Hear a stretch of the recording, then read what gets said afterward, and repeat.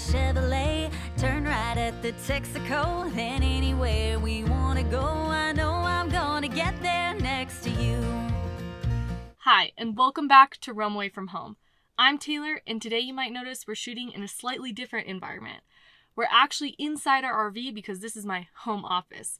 And the reason for the change of venue is because today we're going to talk about all the different types of jobs that you can do while you're living on the road full time. You might be surprised they're not all remote. As we talk about everything during this video, we're going to list a lot of different websites and resources. So if you want a full list of everything we're talking about, plus discount codes and referral codes so you can make a little bit extra income once you get into these types of income opportunities, then click the link below and we'll send it straight to your inbox. And with that being said, let's get started. One of the more traditional ways that you can make an income when you're on the road is by having a full-time remote job.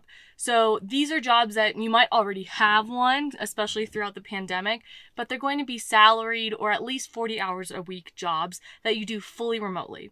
Some pros of that is that you get consistent income, it's typically higher income, and you won't have to worry about expenses because your cost of living is so much lower in an RV. Some cons of that is that you don't have as much flexibility. So you will probably have to be working on someone else's schedule. So Monday through Friday, 8 to 5, something like that, which means that you'll only be able to move around on the weekends. We personally find spots on Tuesdays and Wednesdays because all the weekend campers are gone.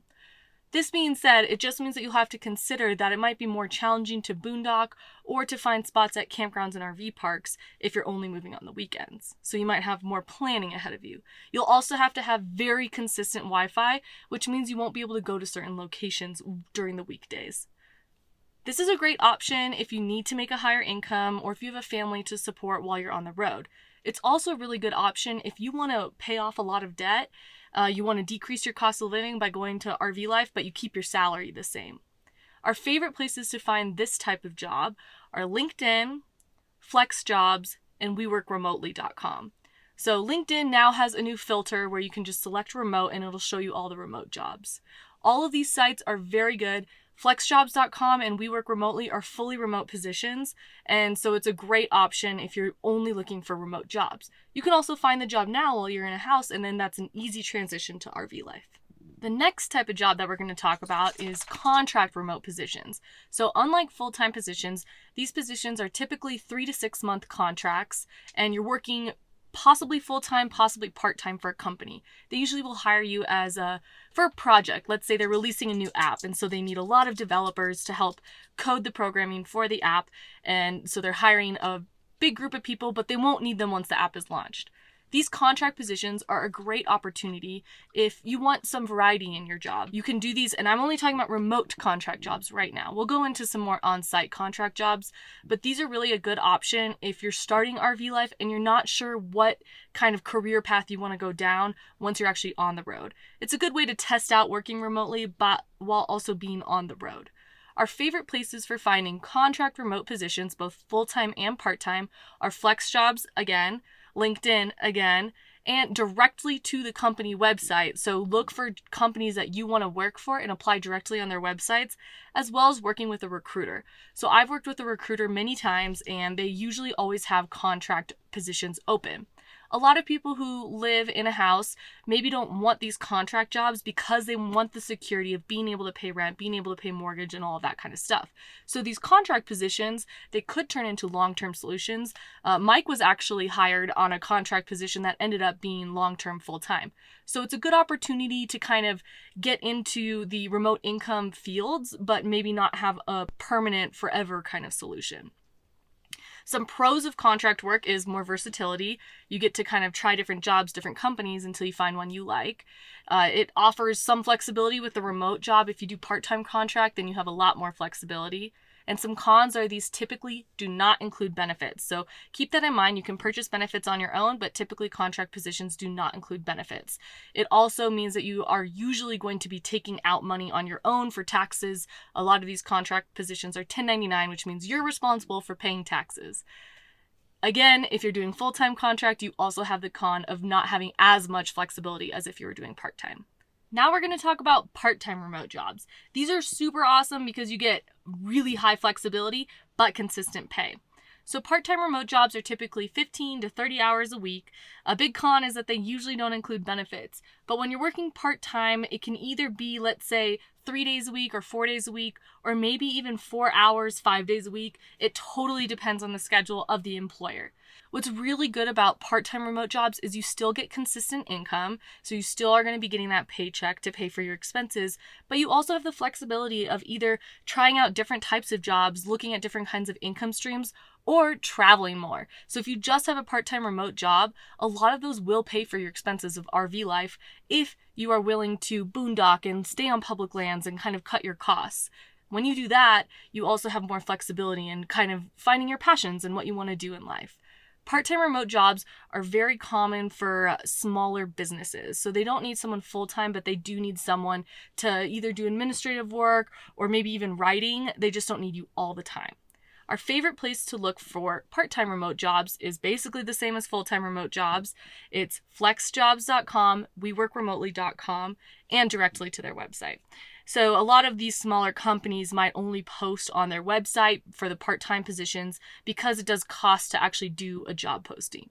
You can also check Indeed as a source for part-time remote jobs. And if you're actually in the tech field, so you're more of a developer or somehow involved in computer science or tech-oriented jobs, you can look at remote.io. It's another very tech-heavy but very good website for finding part-time remote and full-time remote jobs. All right, the next type of job goes away from remote working. So you might think, how can you actually do RV life and not work remotely? Well, you have contract on-site jobs.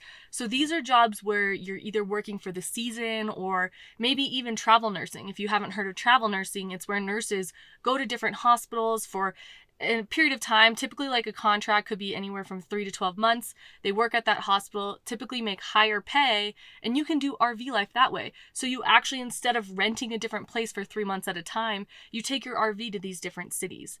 That also could work for a seasonal job like whitewater rafting tour. We actually know someone who does this in Glacier, and so she only works seasonally because obviously that's not really a job in the winter. So you can work at these different outdoorsy kinds of jobs. You could look at usajobs.gov for those types of jobs too. Or very popular site is Work Campers. So Work Campers is where you actually work at an RV park or campground, an established one, and you do whatever job that they need. They're usually hiring for something like maintenance, cleaning, front desk or / reception, check-in, kind of that kind of job, retail, and then also things like kayak tours. But be very careful with work campers. A lot of them don't actually pay income. A lot of them only give you a free site in exchange for your labor. This is great in theory, and so you get your free site. You don't have to pay any rent or anything like that. It includes hookups, so you get electricity, water, dumping, all of that. But if you commit to work camp and you don't have enough income to pay for the rest of your bills, then you could find yourself in trouble. So make sure that if you are going to be in a work camp position, that financially it makes sense for you. Typically, work campers are hired either as a couple, and it might be like 24 hours a week, and each person does 12 hours. Or if you're hired as a single person, you also have to do 24 hours a week. So consider that too. If you're single doing work camping, it might be a little bit more difficult to make those extra income that you need to make if you're work camping as a single person. It's a great opportunity to stay in really high-end parks, high-end campgrounds, and get to know the local area. Another contract on-site opportunity could be something like I was talking about earlier with contract remote positions, is where they hire you to come into the office and work for a certain period of time, 3 to 6 months for a project. So app release, something like that. So they actually will hire you to be in the office because they need you to collaborate with their other employees, but they don't need you long term. These are all different opportunities, and you can find contract seasonal work almost anywhere, especially with company websites. Make sure to go to them directly.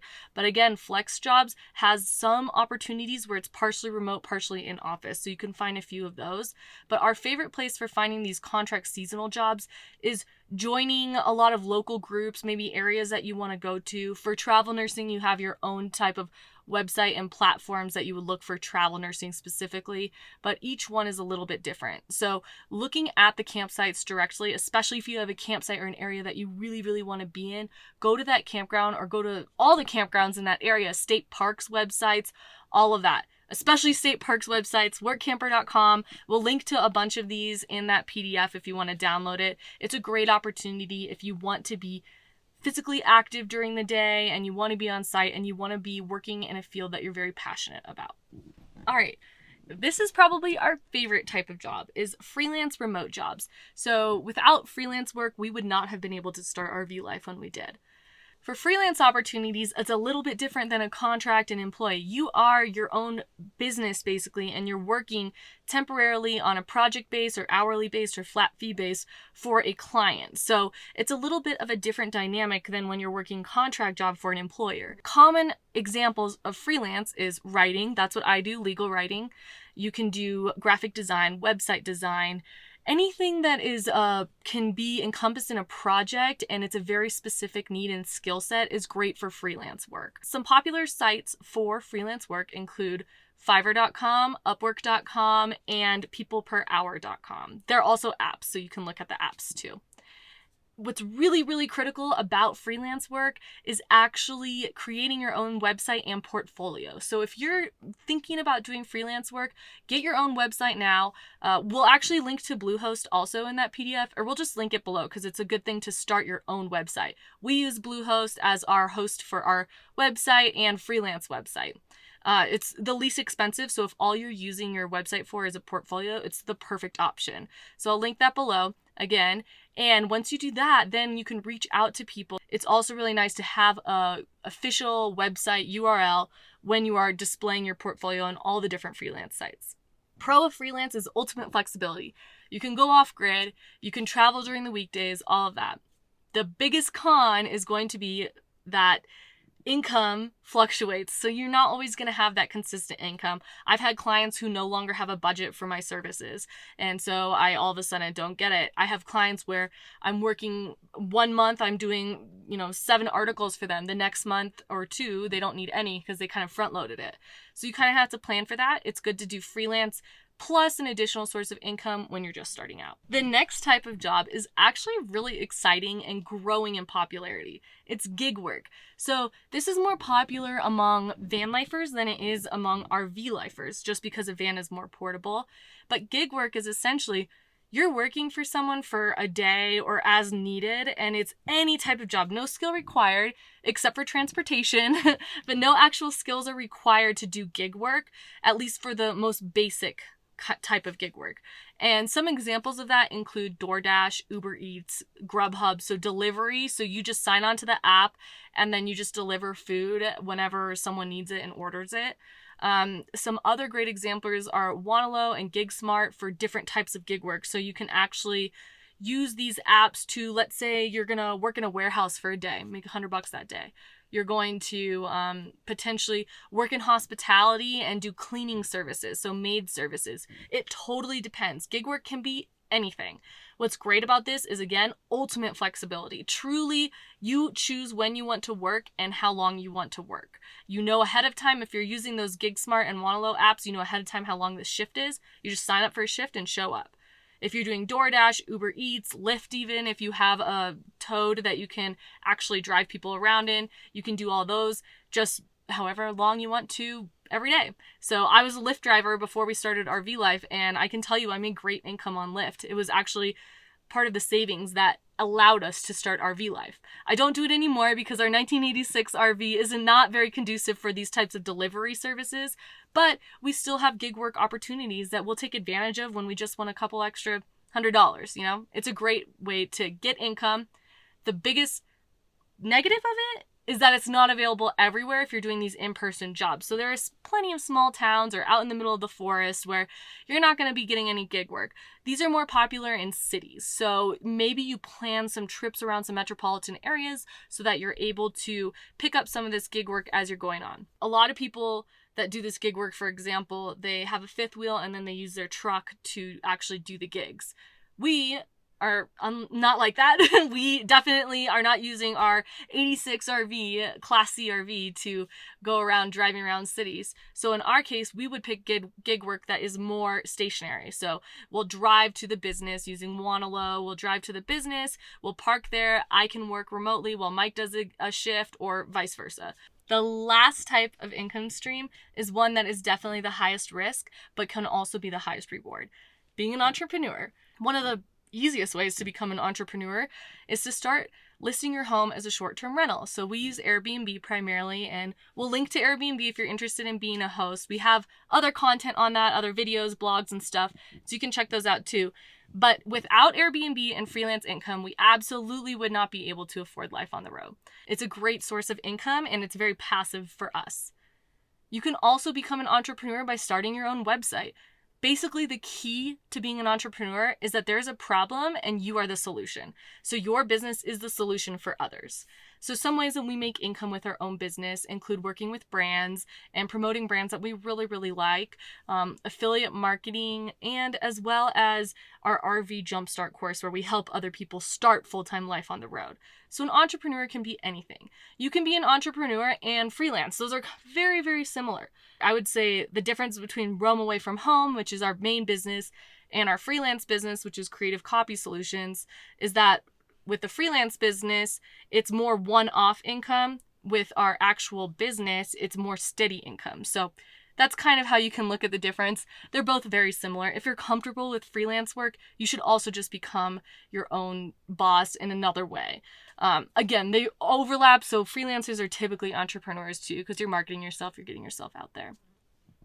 You can also become an entrepreneur if you're into arts and crafts or into creating. If you're a creator or a maker, you can be an entrepreneur by selling your stuff on the road. We have done this. So when we first started RV Life, just a little bit of a backstory. When we first started RV Life, we had the freelance writing income, the Airbnb income, and we had tie-dye shops. And so we would actually take our tie-dye shop. We took all our inventory with us on the road. We took our tie-dye inventory and we would go to different swap meets and actually sell our tie-dye stuff. We sold in Mexico even. We sold in Mexico. We sold in Lake Havasu. We've sold in all these different places. And it gave us that opportunity to, again, start off with an income and then we can change as we go on. I wouldn't say start RV Life as an entrepreneur if you've never done it before and expect to make a lot of income. That is just absolutely not the case. Start it now, start growing your business, sign up for a website host, sign up for Bluehost, get your website up and running, and start trying to build your follower base for an entrepreneurship. When you're first starting RV Life, probably the best thing to do is to do a combination of income, just to see what works best for you in your schedule. Let us know in the comments which one appeals to you the most. Just as a recap, here are all the different types of jobs that we talked about today. Full-time remote, contract remote, part-time remote, contract on-site / seasonal, freelance, gig, and entrepreneurship. Between all of those, you can absolutely find the income that you need to start life on the road and sustain your life on the road. Because that's the key. Expenses will go up and down as you go on life on the road, but if you have that stable income, you're going to be prepared for when that happens. For more RV life and remote income tips, go ahead and subscribe. We're going to be going into a lot more detail into this kind of stuff as our YouTube channel goes on. So drop in the comments which type of income opportunity or jobs or RV life thing that you want to learn more about, and we're happy to do a YouTube on that. Until next time, bye! Oh, sorry. This video is not about you. Okay, let's stay here though.